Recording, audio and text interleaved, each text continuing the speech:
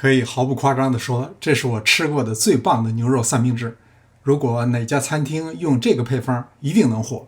这周我要和10几个朋友去西雅图跑200英里接力赛，在完赛以后的庆功宴上就吃这个了，绝对会受欢迎。这是 Beef Chuck Roll， 肉质鲜嫩，是牛肉中性价比比较高的。半茶匙盐，少量的胡椒粉，1茶匙洋葱粉，1汤匙伍斯特辣酱油，不过辣味很淡，我感觉闻着是甜酸味道，做熟以后和酱油的区别不大。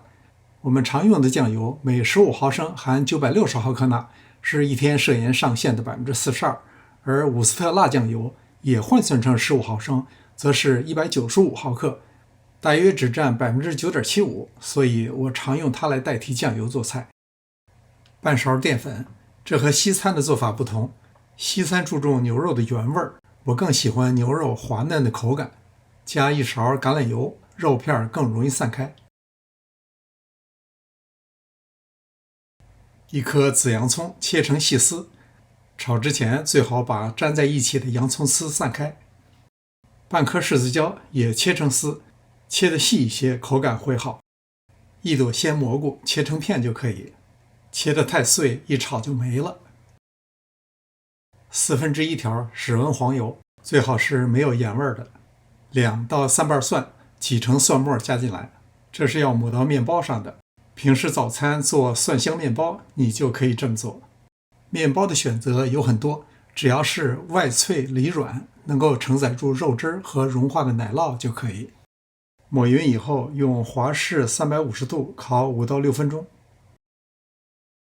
用适量的橄榄油先把洋葱丝炒香，最好是用平底锅，因为出菜的方式和炒菜截然不同，最好是平铺在锅里。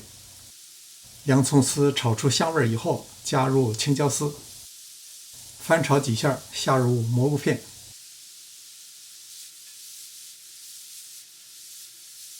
再加入半茶匙盐，1茶匙伍斯特辣酱油。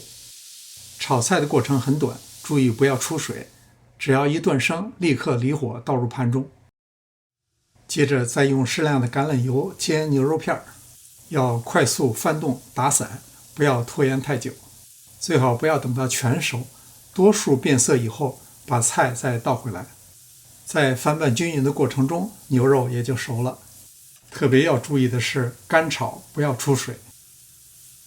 奶酪用 Mozzarella 或者 Provolone 都可以，2种奶酪都能拉丝， Mozzarella 更软一些。奶酪融化的速度非常快，一旦融化立刻离火，不要盖盖，如果盖上盖子，焖一会儿就出水了。这时候面包也已经烤好了，怎么样？出菜很有气势吧？说实话，第一次吃这个牛肉三明治的时候，我真的愣住了。牛肉的香气，奶酪的丝滑，面包的酥脆，完美交融。这哪是三明治啊，简直就是味蕾的嘉年华盛宴。